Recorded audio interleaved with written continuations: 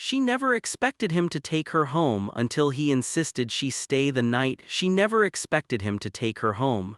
She expected a polite goodbye, a ride to the subway, maybe a cab if he felt generous. Anything but this. Rain streaked down the windshield in heavy sheets as the city blurred past, neon lights smearing into color. Lena Moore sat in the passenger seat with her hands folded tightly in her lap, pretending her heart wasn't racing. "You can drop me anywhere up here," she said, pointing vaguely ahead. He didn't slow down. The man beside her, Elliot Hayes, kept his eyes on the road, jaw set, posture calm in that unnerving way that made it impossible to read him. The kind of calm that came from control, not ease. "It's too late," he said, "and it's pouring." "I'll be fine, I know," he replied, "but you're exhausted." She glanced at him. "You don't know that." A pause. "You stopped rubbing your wrists 5 minutes ago," he said evenly. "People do that when they're past tired and trying not to show it." Her breath caught. She looked down at her hands. When had he noticed? An hour earlier she'd been standing at the edge of a charity event. She didn't belong at borrowed dress, borrowed confidence, borrowed time. She'd only gone because her friend begged her to network, to be seen. That was where she met Elliot. He hadn't flirted, hadn't hovered, hadn't tried to impress her. They'd talked quietly near a window while everyone else performed, about books, about silence, about how exhausting it was to always pretend you were fine. And then the storm hit, the trains shut down. The crowd scattered. Somehow she ended up in his car. She still wasn't sure how. "Look," Lena said carefully, "I appreciate the concern, but you don't need saving," Elliot finished. She stiffened. "I wasn't going to say that." "I know," he said, "I'm saying it." The car turned. Her stomach dropped when she recognized the street, quiet, private, lined with tall iron gates and houses that didn't bother with porch lights because they didn't need to be seen. "Where are we going?" she asked. "My place." Her pulse spiked. "No." He stopped at the gate and finally looked at her, not predatory, not amused, serious. "You can get out," he said calmly. "I won't stop you." That somehow made it worse. Rain pounded harder, thunder cracked overhead. Lena hesitated. This was insane. She barely knew him. She didn't belong in places like this. Men like Elliot Hayes didn't offer safety without expectation, at least not in her experience. Still, her phone buzzed. No service. Her shoes were soaked. Her body felt heavy in a way that scared her. "I'll call a cab," she said weakly. "There won't be one for an hour," he replied. "Minimum." She swallowed. "I won't touch you," he added quietly. "I won't even be in the same part of the house if you don't want me to be." "That's not the point." "Then what is?" he asked.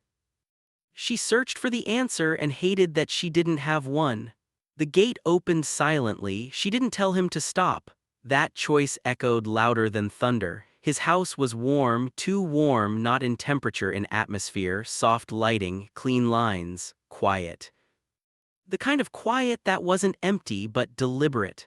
Lena stood just inside the doorway, dripping rain onto stone tile, suddenly hyper-aware of everything she was. Her wet hair, her cheap coat, her borrowed life. "You can leave your shoes," Elliot said, already shrugging out of his jacket. "There are towels in the bathroom down the hall." She didn't move. "I shouldn't be here," she said. He turned to face her. "You're here because you chose to be. That doesn't make it smart." "No," he agreed, "it makes it human." That landed harder than she expected. He gestured down the hall. "Guest room S on the left, bathrooms private." "You're very prepared for this," she muttered. His expression didn't change. "I'm prepared for people to need somewhere safe, that's all." She studied him, trying to find the lie. There wasn't one. That scared her more. 20 minutes later, Lena sat on the edge of the guest bed in borrowed sweatpants and a t-shirt that smelled faintly like clean cotton and something uniquely him. The rain tapped against the window. She exhaled slowly. Just one night, that was all. She'd sleep, wake up, leave before this became something she couldn't explain. A soft knock came at the door. "Yes," she called. Elliot didn't enter. He stood in the doorway, respectful distance intact. I made tea, he said. Chamomile, no pressure, thank you, he hesitated. There's something I need to say. Her shoulders tensed. Okay, you're not a guest here in the sense that you owe me anything, he said. You're staying because I asked you to, not because you had nowhere else to go. Her throat tightened unexpectedly. And if at any point you want to leave, he continued, I'll take you, no questions. She nodded, then he said the thing she didn't expect. I'm insisting you stay the night. Her head snapped up. Excuse me? Because if you leave right now, he said quietly, you'll push yourself farther than you should, and you don't do that out of strength, you do it because you're used to not being allowed to rest. The words hit too close. She looked away, blinking hard. You don't know me? She whispered. I know enough, he replied. Silence stretched between them. Finally, Lena nodded once. Just the night, she said. Elliot's gaze held hers. Just the night, he agreed. He stepped back, giving her space again. As the door closed softly, Lena lay back on the bed, staring at the ceiling. Her heart was still racing, because deep down she knew the night wasn't the dangerous part. It was what might happen after morning came. Lena didn't sleep right away. She lay on her side, listening to the unfamiliar quiet of the house, the low hum of distant systems, the soft ticking of a clock somewhere down the hall. No traffic, no sirens, no neighbors arguing through thin walls, just stillness. It felt unnatural. She stared at the ceiling, half expecting regret to rush in and tell her she'd made a terrible mistake. It didn't. Instead, something else settled over her. Relief. And that scared her more than panic ever could. She finally drifted off sometime after midnight, not deeply, not completely. Just enough to rest. A soft knock woke her. She jolted upright, heart racing. Yes, she called. The door didn't open. It's me, Elliot said from the other side. I'm heading to bed. I wanted to make sure you were comfortable. Her shoulders eased slightly. I'm fine, she said. Really? A pause. There's extra blankets in the closet, he added. And the thermostat's set to guest preference. If it's too warm or cold, adjust it. Okay, another pause, and he stopped himself. She waited. If you wake up disoriented, he said quietly, you're safe here. Her throat tightened unexpectedly. Good night, Lena, good night, she replied. His footsteps retreated down the hall. She lay back slowly, no pressure, no expectation, no intrusion. That was the rule he was keeping. Morning came gently. Sunlight filtered through sheer curtains, pale and forgiving. Lena blinked awake, momentarily confused by the softness of the bed, the quiet hum of the house. Then memory rushed back. The rain, the car, the insistence. She sat up, half expecting embarrassment to follow. It didn't. Instead, she noticed a folded note on the desk across the room. Coffee's ready whenever you are, no rush. That was it, no exclamation marks, no implied obligation. She showered quickly, changed back into her clothes and stepped into the hallway. The house felt different in daylight, less intimidating, more intentional. Clean, lived in, but not showy, no photographs lining the walls, no personal chaos. Elliot stood in the kitchen, sleeves rolled up, pouring coffee. He didn't look surprised to see her. Morning, he said, morning. They stood there awkwardly for a second, two people recalibrating after a boundary held instead of breaking. I can leave now, Lena said reflexively. He turned slowly. You can, or you can eat first. The choice was hers. She hesitated, then nodded. I'll eat. They sat at opposite sides of the kitchen island, no touching, no lingering looks, just conversation. Did you sleep? He asked. A little, she admitted. Better than I expected. He nodded like that mattered. You? She asked. Enough. They ate in silence for a moment. Then she said it. Why did you insist? Elliot set his mug down carefully. Because people don't ask for rest when they need it, he said. They push until someone stops them. And you decided that was your job, she asked. No, he replied. I decided I could offer it. She studied him. That's not something most people do without wanting something in return. I know, and you do? His gaze met hers steady. "I want you to be okay." The simplicity of it unsettled her. She expected the night to be forgotten once morning arrived. It was. Instead, the day stretched oddly quiet, suspended. Elliot took a call in his office. She wandered the living room, careful not to touch anything she didn't belong to. When he emerged, jacket in hand, she stiffened. "You're leaving?" she asked. "Yes, oh, I'll be back later," he added. "There's no expectation for you to stay." The words were neutral, but the space they left behind was. "I should go," she said. "If you want to," he replied. She nodded, then didn't move. He watched her carefully, not stepping closer, not filling the silence. Finally, she sighed. "I don't know why this feels harder than last night." "Because last night you were reacting," he said. "Now you're choosing." That landed uncomfortably close to the truth. "I don't like depending on people," she said. "I don't like being depended on," he replied. She frowned. "That seems contradictory." "No," he said quietly. "It's consistent." They spent the afternoon apart but aware of each other. She sat on the balcony with a book she couldn't focus on.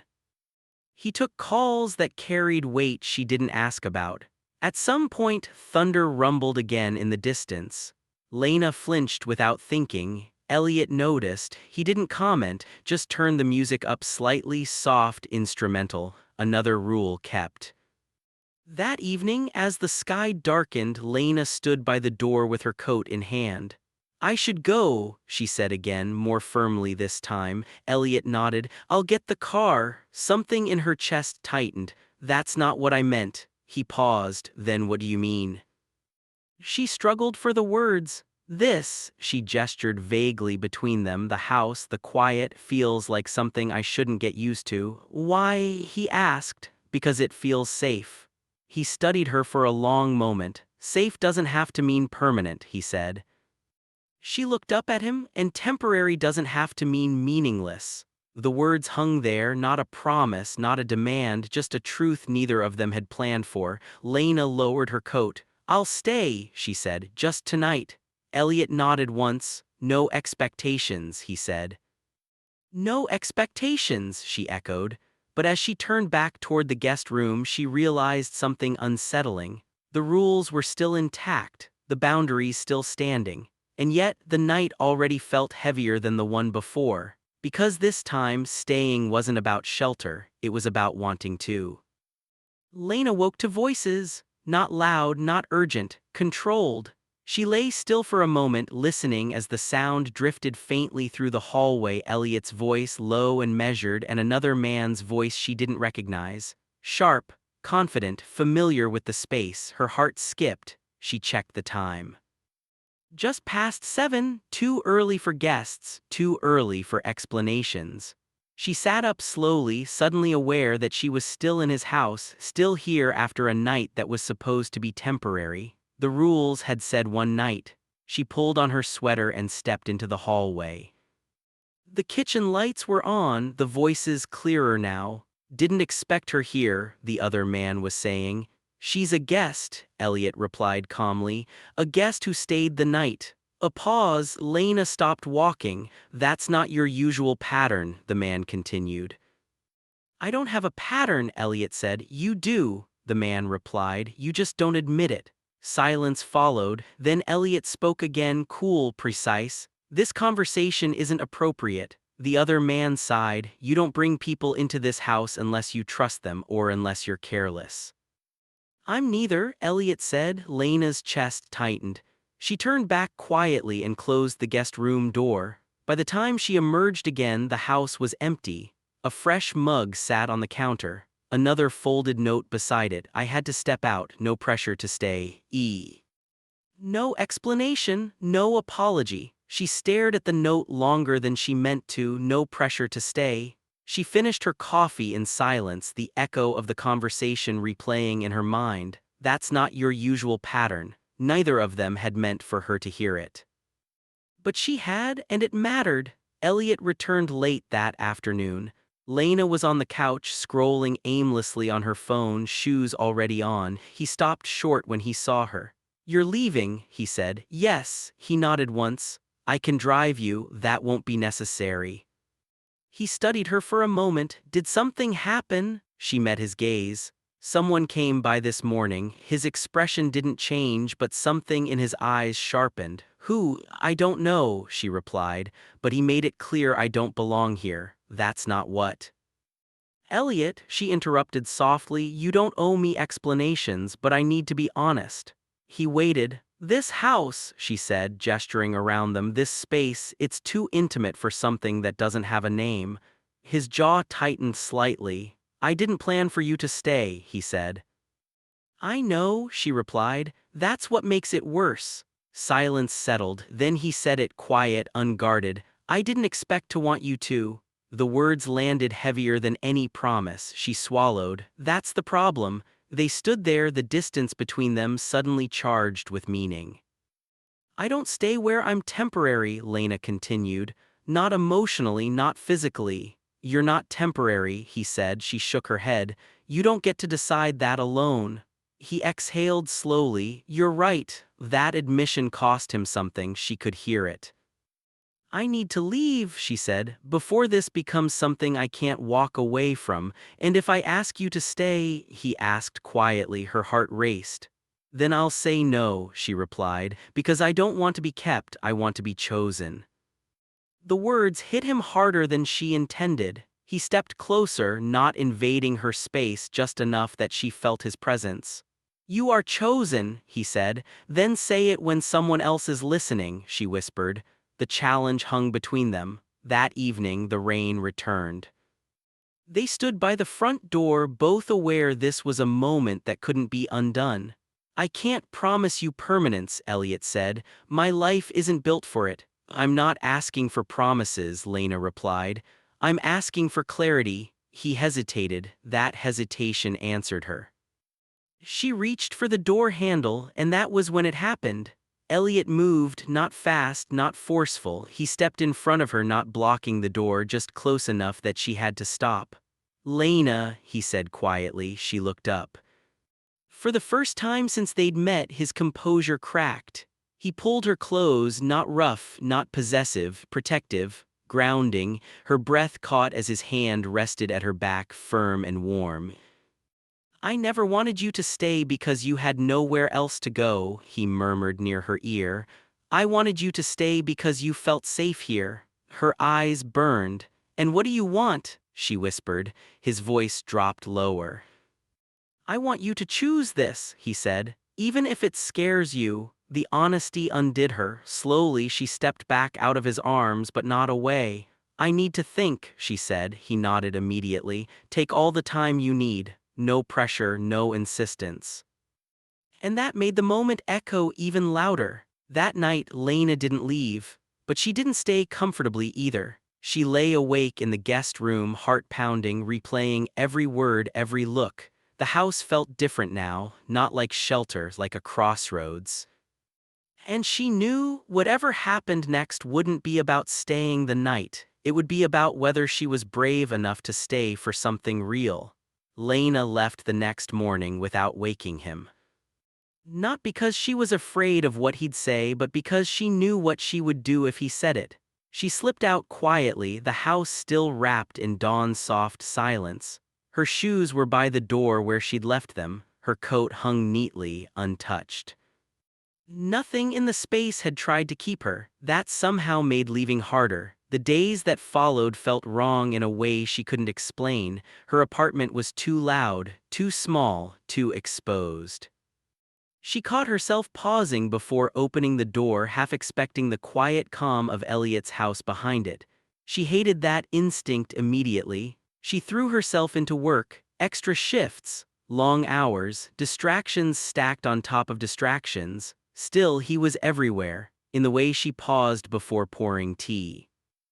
In the silence she now noticed. In the way safety no longer felt abstract. She didn't contact him, neither did he, and that hurt more than she was willing to admit.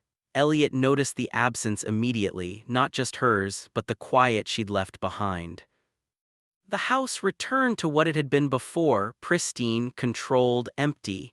He went back to routine, meetings, calls, decisions made without hesitation. Except now hesitation lived in him. The man who had visited that morning, his business partner, Nathan, called again 2 days later. "You let her walk away," Nathan said flatly. "Yes," Elliot replied, "that's not like you, I know, you don't bring people that close, I didn't plan to," Nathan exhaled. "This is why I warned you, you don't know how to want something without guarding it." Elliot ended the call. The truth of it followed him for hours. They ran into each other by accident. A small cafe, neutral ground, late afternoon. Lena saw him first, her breath caught. He looked the same, composed, controlled, but something in his posture had shifted. Like a man holding himself together rather than resting inside himself. He noticed her a second later. They stood there, frozen, neither sure who should speak first. "Hi," she said finally. "Hi." Silence stretched. "I didn't expect to see you," she added. "Neither did I." They moved to a small table by the window, instinct guiding them more than intention. "This was probably a mistake," Lena said. "Then we should be honest," Elliot replied. She studied him. "You didn't try to stop me. I didn't want you to feel trapped." "I felt invisible," she said quietly. The words landed. "I didn't know how to ask you to stay without making it sound like ownership," he admitted. "And I didn't want to offer safety if it meant control." Her chest tightened. "I don't want to be rescued," she said. "I know," he replied. "That's why this scared me." They didn't touch. That restraint hurt more now than closeness ever had. "I thought if I let you stay," Elliot continued, "you'd eventually need me, and I didn't want to be that man." "And I thought if I stayed," Lena said, "I'd forget how to leave." They sat with that truth between them. "What happens now?" she asked. Elliot looked at her steadily. "Now you live your life without adjusting it around me," he said. "And I figure out how to want someone without trying to protect them from themselves." She smiled faintly. "That sounds hard." "It is." She stood. "So this is goodbye for now," he said. "Unless you choose otherwise, no pressure, no insistence." That mattered more than anything he could have said. Weeks passed. Lena took a new position, better hours, more autonomy. She started saying no to things that drained her. She rested when she needed to. She stopped running. Elliot made changes too. He delegated. He stepped back. He stopped using control as armor. He didn't reach out, not once, because he meant what he said. The invitation arrived on a quiet Sunday morning. Not a call, not a message. A card, simple, handwritten. "I'm hosting a small dinner, no expectations. If you come, it's because you want to." Elena stared at it for a long time. This wasn't a rescue. This wasn't an insistence. This was space. And choice. Her hands trembled slightly as she set the card down. She wasn't afraid of him anymore. She was afraid of herself. Afraid that choosing something real meant risking the quiet strength she just found. But when she closed her eyes, she knew avoiding risk wasn't the same as being safe. She picked up her phone, not to accept, not to decline, but to ask the only question that mattered. "Is this still about the night?" The reply came minutes later. It never was. Her heart steadied, because whatever came next wouldn't be about staying the night. It would be about staying on her own terms. The dinner wasn't extravagant. That surprised her. Lena stood outside Elliot's house just after sunset, hands tucked into her coat pockets, listening to the soft murmur of voices inside. Light spilled through the tall windows, warm, contained, human, not a fortress. A home. She rang the bell. When Elliot opened the door, he didn't step back automatically like he used to. He didn't step forward either. He simply looked at her. "You came," he said. "I chose to," she replied. A smile, small, genuine, touched his mouth. "That's all I hoped for." There were only 4 other people. No business associates. No power plays, friends, people who laughed easily, argued over food, interrupted each other mid-sentence. People who belonged in a way that didn't require permission.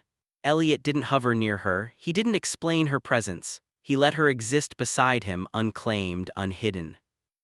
And when someone asked casually, "How do you two know each other?" Elliot looked at her first. Lena answered herself. We met during a storm, she said. He gave me a place to rest. No titles, no assumptions, just truth. Later, after the guests had left and the dishes sat stacked in the sink, they stood together in the quiet kitchen. I almost didn't come, Lena admitted. I know, Elliot said. You didn't follow up. I said no expectations. She smiled softly. You kept your word. He met her gaze. So did you. Silence stretched, not heavy, not fragile, ready. I need to say something, Lena said, and I need you to listen without trying to fix it. I can do that, he replied. She took a breath. I don't want to stay because you make me feel safe, she said. I want to stay because I feel strong with you, not smaller. His chest rose slowly as he absorbed the words. I don't want to be needed, she continued. I want to be wanted.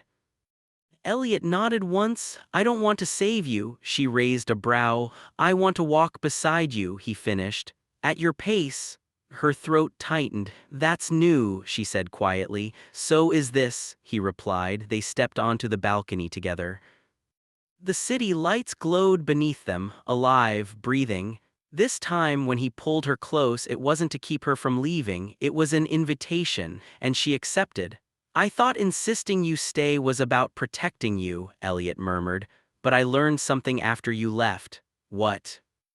She asked. That wanting someone doesn't mean holding them tighter, he said. It means trusting them to stay. She rested her forehead against his chest. I never expected to stay the night, she said softly. I know, I stayed because I was tired, she continued. And I came back because I wasn't anymore. He smiled against her hair. That's the difference. They didn't rush into promises, they didn't define the future, they chose the present, morning coffee without pressure, evenings that didn't need explanations, time that unfolded naturally. Weeks later, Lena woke beside him, not held in place, not guarded, just there. She smiled. Because the night that changed everything had never been about where she slept. It had been about learning that staying when chosen freely could be the safest place of all.